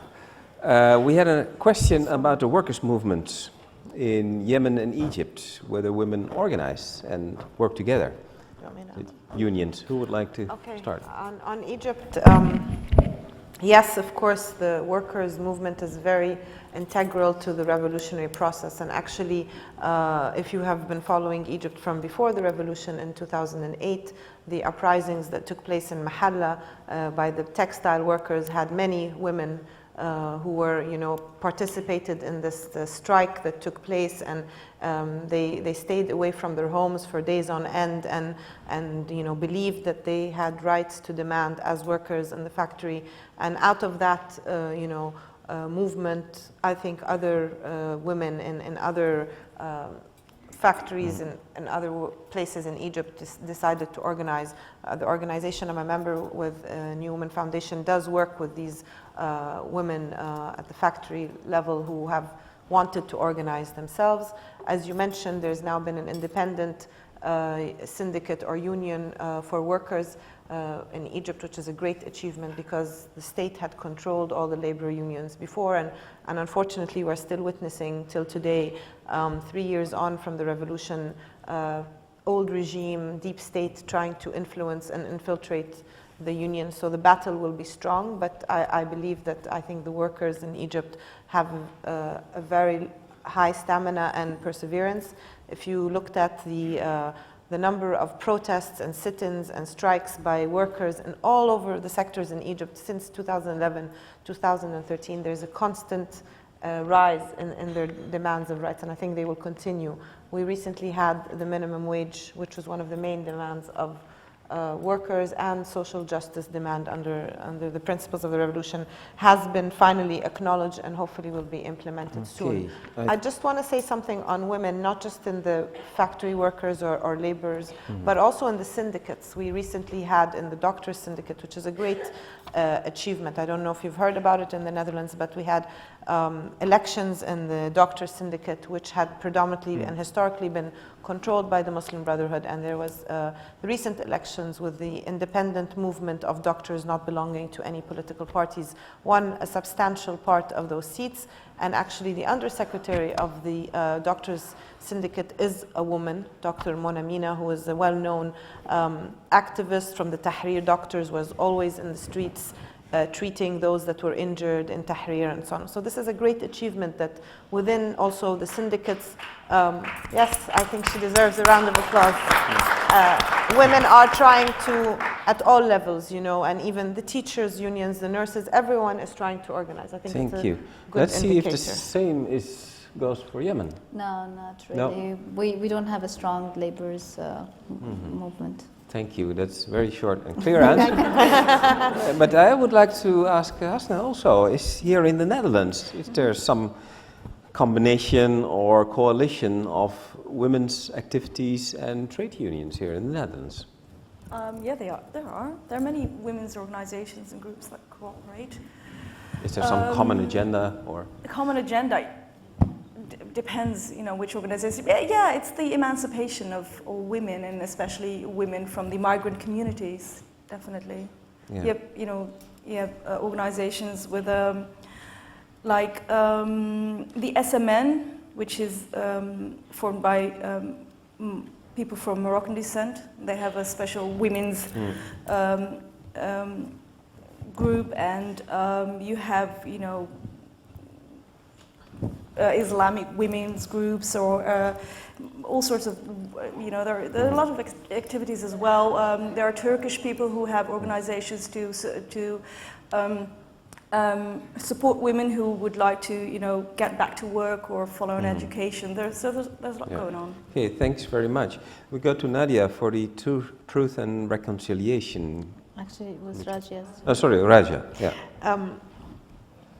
Yes, in Egypt there have been, especially in the last year, lots of discussions on this concept of transitional justice, and the model of South Africa as a prime example. And of course, you cannot have this kind of reconciliation without including all actors, not just the Muslim Brotherhood, but remnants of the Mubarak regime, who, you know, many people feel this anger towards them because they were part of the 30 years of Mubarak and all the negative impact that had on the country. With regard to the Muslim Brotherhood not being included, I think there have been many attempts and invitations extended through mediators and through official channels to the Brotherhood since the ouster of Morsi to come and negotiate at the table, and they have all been refused. I think they will continue the invitations to be extended, and hopefully there will be a light at the end of the tunnel. I think they will come back to the negotiating table.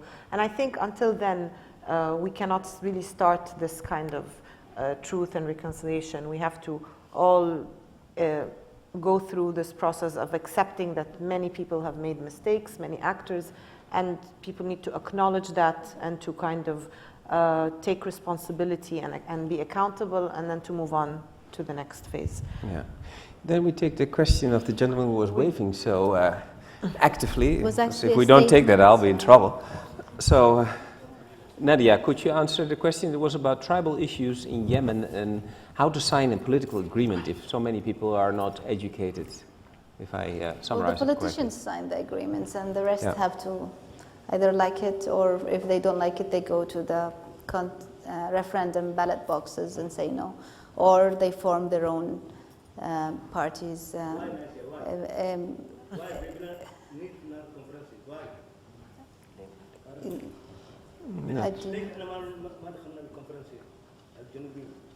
I'm not sure. I'm not sure. I think we have to discuss this afterwards because. Yeah, well, let's discuss this afterwards.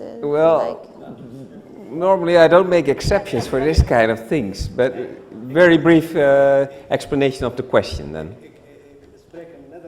1 second. Wait for the mic, but you have one sentence, one line.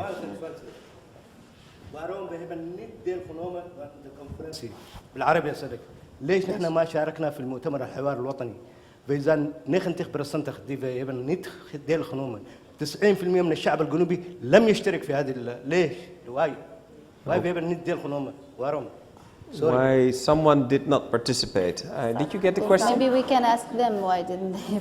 Were they I participated, so I can answer for myself, and those who participated say why they did. Those who didn't participate, they didn't want dialogue.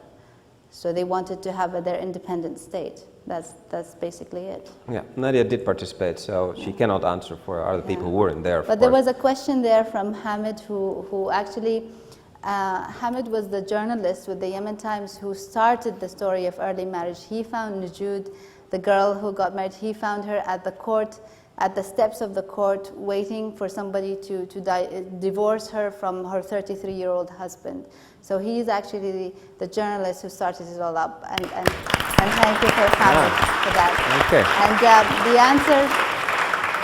the answer, that's good journalism. And the answer for that is... He worked for Yemen Times. Now he works for radio. He's doing his master's. All right. But the answer to whether we will have early marriage law in the rural areas, well, we don't even have birth certificates in the rural areas, so we don't know how old the girls are. But it's like a vicious story. If we just stop, say, okay, what's the point of having a law if we're not going to be able to implement it? No, we have to start with a law, but we have to start parallelly and educate people and try and empower the rural communities so that they can they should not marry their boys and girls at an early age. So it's a process. We just have to do it all together. No, thanks very much for bringing in the rural perspective. That's very important in the overall discussion about transitions and so on, often forgotten. Then we go to Ragia, which sort of maybe difficult question. Brief answer, because I'm looking at the clock and there are some thirsty people here in the audience. Maybe I'm one of them. So we go to this. We have this question about the impact of Western colonialism in the 1920s. If it's too academic, then you say honestly. No, it's a great question. I think it's a great topic for an essay. But I'm not obviously an expert on this area, but I'll just say my impressions.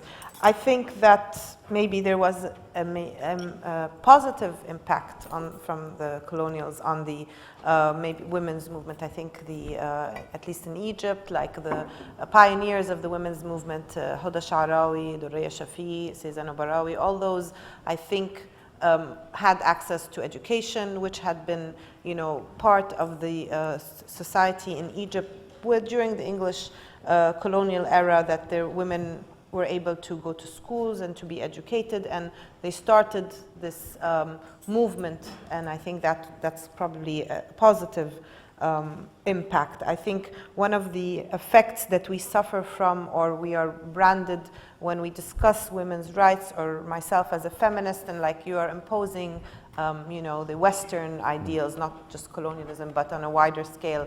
And this feminism doesn't belong in Egypt or in the Arab world. And it's always a battle for us to convince those that disagree that no, it is, we have our maybe own form of feminism, but we do have it, and it does exist, and it's not imposed. And believing in your rights as a woman is not something that needs to be imposed from the West. Yeah, thank you. We're all going to read a lot of books on Western colonialism in the 1920s, I promise. Next time we have an answer. We go now to the final answers. And that's the question from the gentleman who came all the way from upstairs, from the balcony. I think also the lady here from Lebanon. Oh, yes. Shall we keep that for the last? Yeah, whatever maybe? you like. Because I think it was a powerful question. We go the question on parenting, family structure, and human rights. Hidden agendas of children and hidden agendas of parents, I think.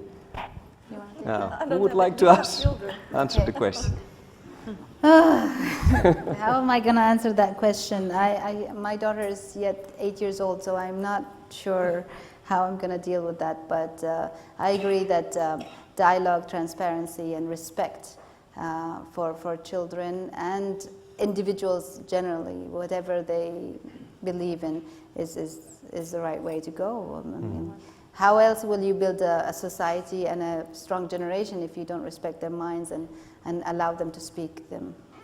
I think Ragia would like yes, to I add just 3 wanted words. To add on the parenting thing, I think even, we are witnessing these revolutions in our societies, and I think even relationships within the families are witnessing revolutions. Within my family, I come from a very strong tradition of strong women and strong men, and my mother you know, now has suddenly become on Twitter and on Facebook, and she follows every single thing I say, and she comes and debates with me. Why did you say this? Why did you say that? Did you read what this person wrote? And you know, she's very engaged, and I think this is the effect of you know, what the change that has happened is that parents now and children, the dynamics within the family, there's more things maybe in common between them, maybe differences in opinion, but definitely things more in common. And I think it's part of the process of how do we deal with, you know, obviously there's a generation gap. We don't have the same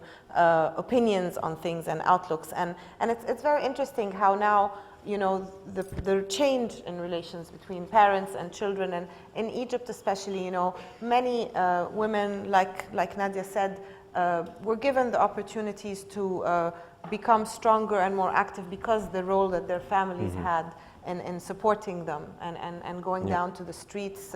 For example, Samira Ibrahim, who had suffered virginity tests under SCAF, and she came from Upper Egypt, which was an extremely conservative you know, area in Egypt, and because her father supported her, she was able to go public and so on. I think that's a great model of positive parenting relations and respect of rights. And that nicely links in to that final question by the lady over there. On I think we have to move on. No, you get a chance on the next question. I don't want to do that one. You can put this answer into that answer. So let's do that, sort of in a holistic way, sort of.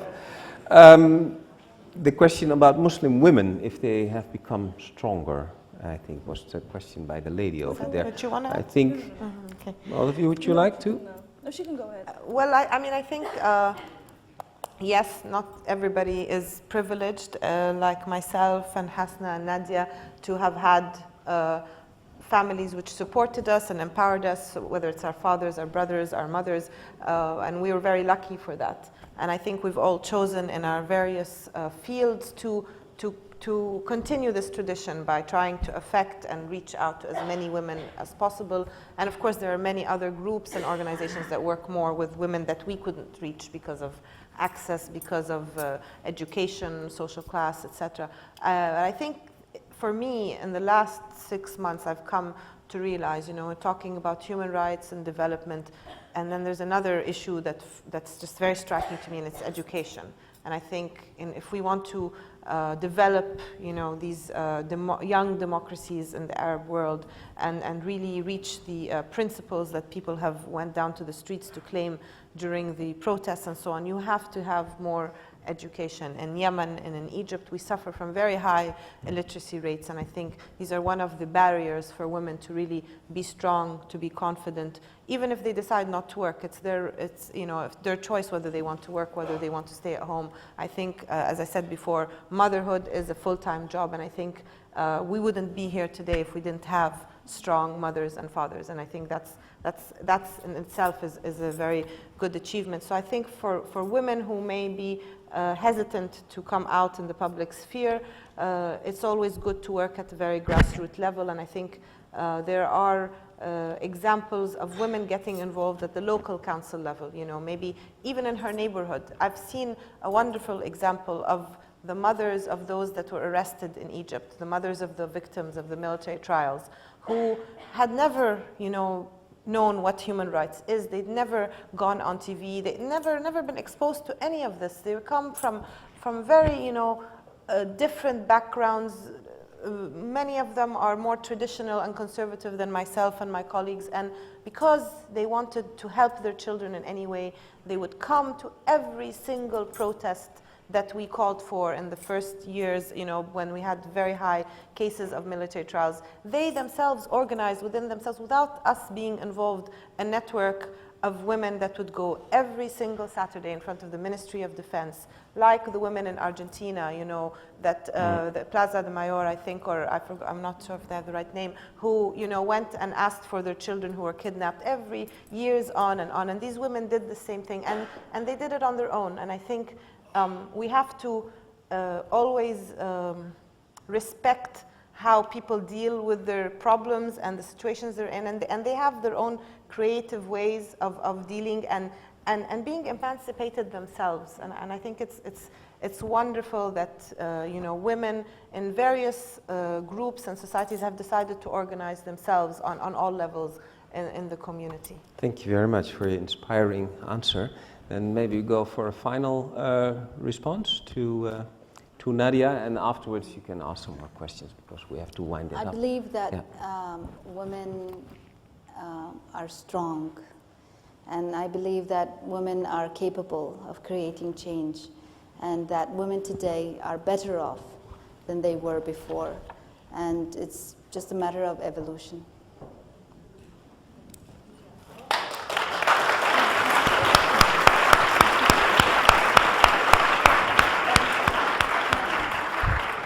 Now, I first would like to thank the Rode Hoed, this place, the technical people up there. Of course, I would like to thank Marco, who's standing there, and Lynn for making all of this possible.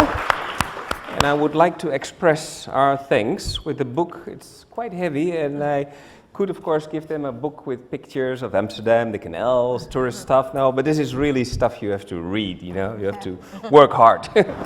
Now I have to give the right book to the right person. Nadia, thank you very much for your contributions and enlightening us. Ragia, and a book for you. And thank you, the audience. The bar is open. See you next time. Thanks very much.